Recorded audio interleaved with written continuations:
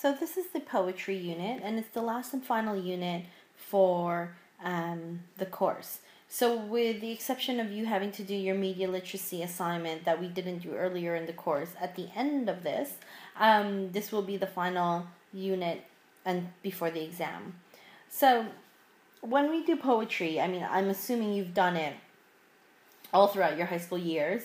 What we focus on in this poetry unit is war poetry, mainly because it has certain themes that tie it right back to Hamlet and also The Great Gatsby, considering that Gatsby's setting takes place, just after the war. So what I'm going to do is go through the slides and it'll work the same way. You can pause at the beginning right as soon as the slides come up, and you can take the notes, and then you can listen to sort of my extensive thoughts on the notes taken. We will then move on to talking about features in literature, so particularly ones that you can find in poetry, because you will need to know these things for the final assignment for this particular unit. And then we'll also look at examples of Maya Angelou and Hugh Langston's work. And the reason why I choose them in particular is because they have some pretty powerful poems. These two poets were very prominent during the civil rights movement in America, and I find that their poems tend to resonate with the students quite often. So we'll be looking at some of their poems and seeing if you can identify some of the literary features we'll discuss. And then we'll move on to the poetry and song lyrics assignment you will be working on that'll be due on Tuesday. Okay?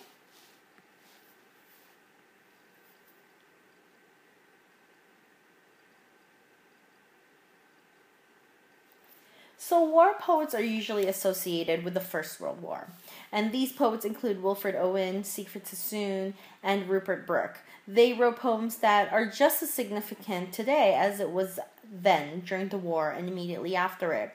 This is possible because war is such a recurring theme in history, and it is an ongoing theme in history, so it resonates throughout the years. Unfortunately, World War II did not produce such a flow of poetry, and that's possibly because many more of the men who were writing at home during World War I, due to conscription, were required to answer their call to arms in World War II.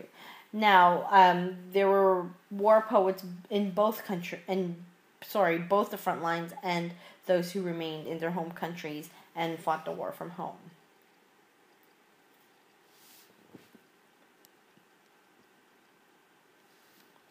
What you'll also notice in the poems is that they were quite caught up in a wave of patriotism that swept through countries, particularly like those of Great Britain. You'll find poets like Brooke, who does do this quite often in his poetry, and it did keep the morale quite high in these countries during the war.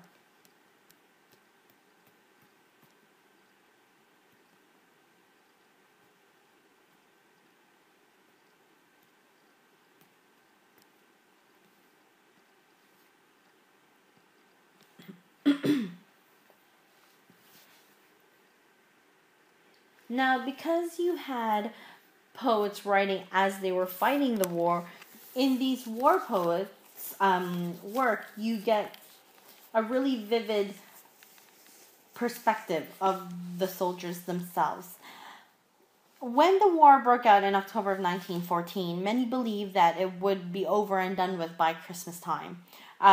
They thought that it was just going to be a quick spick and span job and that the men would be able to return in time for their turkey dinner on Christmas. However, their outlook was quickly shattered as soon as they arrived on the front lines and experienced trench warfare. They realized that this was actually going to be an ongoing lifestyle, and it did become so as the war dragged on for more and more years to come. As you know, it lasted for 4 years. And during this time, the war poets were able to put onto paper what many others were thinking during the war. So, for example, Sassoon, one of the poets, wrote about the gate and alluded it to the moment in which the men who marched through this gate were going to go and fight in the Battle of Ypres in France and other surrounding battles in nearby villages. So they were able to sort of narrate what was happening during their experience during this time.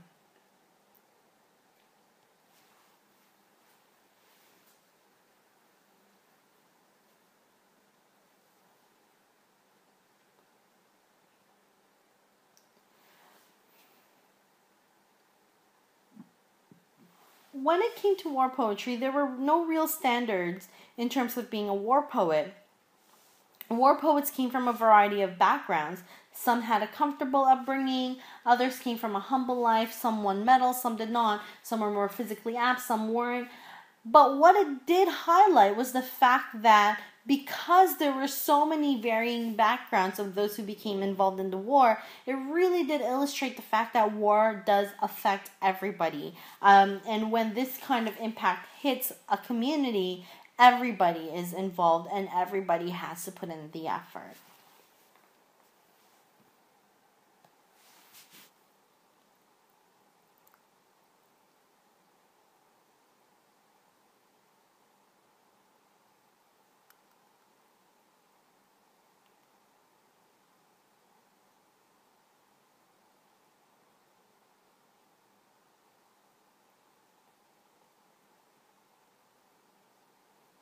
Now, during the war, there was also something called military censorship,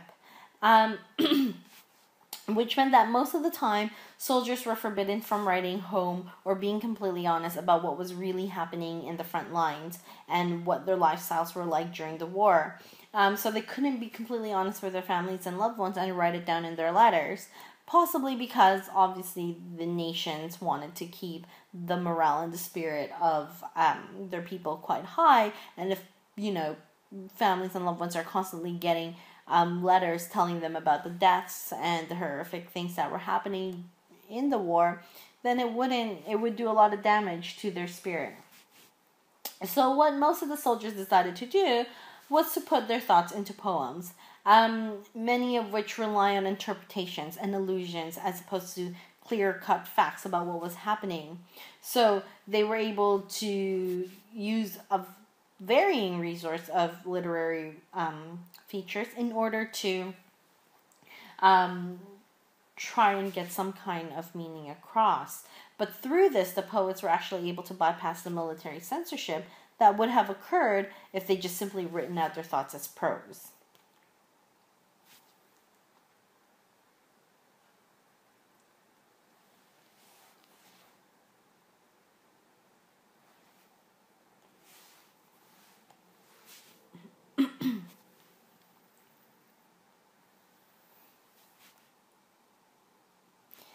Now, not only did the poets from the World War come from different backgrounds, they also came from different religious backgrounds. What united them all, however, was that despite their faith and what they believed in, they all started to question the whole aspect of God. There was this idea emerging that if a God did exist, he could never allow such horror to happen. And if he did exist, why would he allow men to suffer so much? So there was this whole idea that, why would God make us suffer so much? And this whole notion that the comfort of religion no longer was comforting because it really made people question why God would have done this. And this kind of leads us back into Hamlet, where religion no longer offered Hamlet any form of support because of all that was going on in Denmark and his life. And he lost all of that faith in religion and in God, especially when he wanted to kill himself.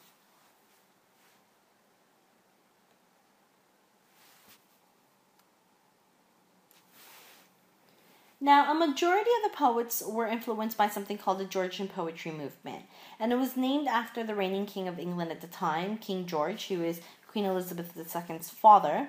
And Georgian poets considered themselves to be quite modern and quite innovative, mainly because they were breaking the rules in terms of writing poetry. They didn't have to have a certain amount of syllables per stanza. They didn't have to have a certain amount of stanzas or have some kind of structure. They wrote what they felt, and they wrote how they felt like writing it. And this was greatly supported by big names in the writing community, such as T.S. Eliot at the time. This could also be considered as protest literature. Poets abandoned any semblance of structure in their writing and wrote how they wanted to. So because they were abandoning and going against this regimented structure that was put in place for, years and centuries ago, they were now writing as they freely wanted to do so.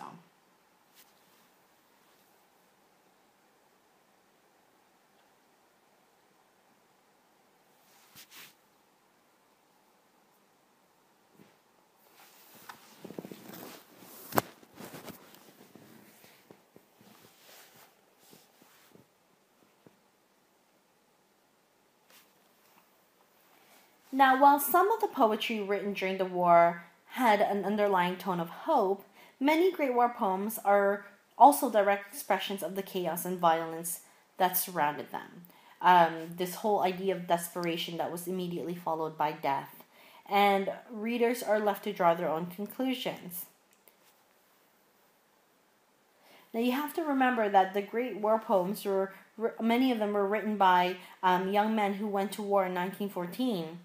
And as they'd gone through this experience, they placed a strong value in substance, meaning, and because of the death that was happening all around them, they were stripped of all facade and, were left quite emotionally vulnerable. So they became very unashamed to explore themes like nobility and tragedy and what life was really all about. So a lot of philosophical ideas came out of this experience and this form of writing.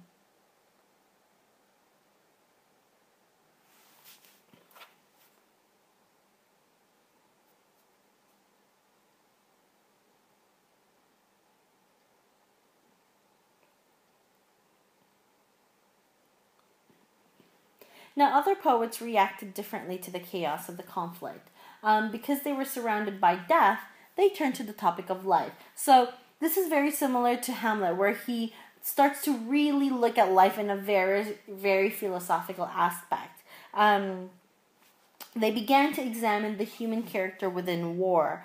They didn't necessarily celebrate war, but they didn't really surrender to it either. They accepted it as a process in which they now found themselves in, but really believed that they would persevere and overcome the experience.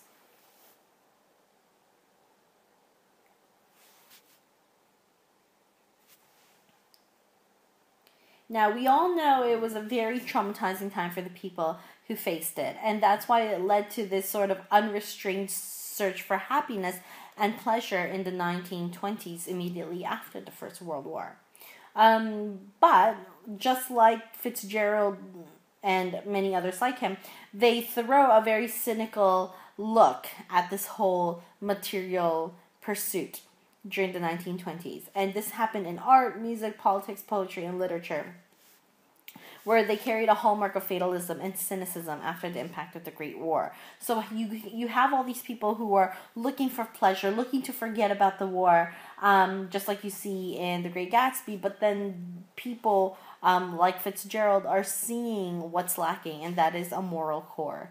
Because they pursued so much, pleasure, they forgot about what life was really all about, and that was being a noble individual.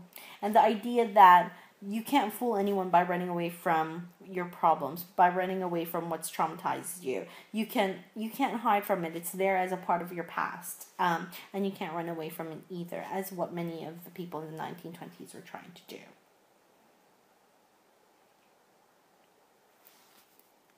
Now, the next few slides, I'd want you to go over them. They are features of poetry. I'd like you to read through them. And what I'm going to do is I'm going to email you the examples of poetry by Langston Hughes and Maya Angelou. And I want you to look and see if you can find any of these features in their poems. And then I will also email you the poetry and song lyric assignment that you are expected to do. And I'll give you the details in the email as well. So please take a look at the following slides of features of poetry, and feel welcome to put in more of your own features of poetry and literature that you know that are not on here, that you may be able to include in your projects. Okay, so that's it for my lecture for this lesson. Again, just go through the features of poetry, and tomorrow I will email you the assignments you need to do. And I say tomorrow because I'm actually recording this on a Wednesday night. So if you have any questions, just feel free to let me know, email me, or get in touch with me via phone. Okay?